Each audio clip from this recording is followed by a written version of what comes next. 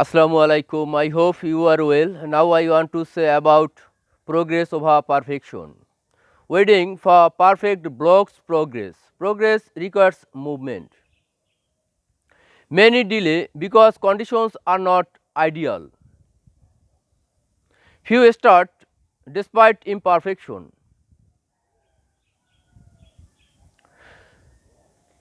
Progress grows from action, not perfection. Small actions matter more than flawless plans. Perfection creates fear. Action creates learning. Mistakes teach faster than delay. Movement compounds over time.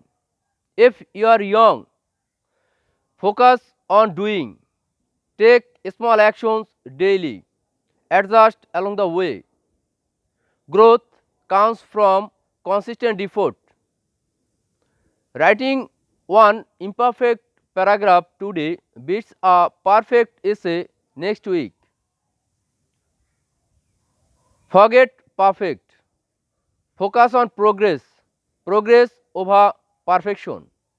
Thank you so much for giving your most valuable time. Stay safe. Assalamu alaikum.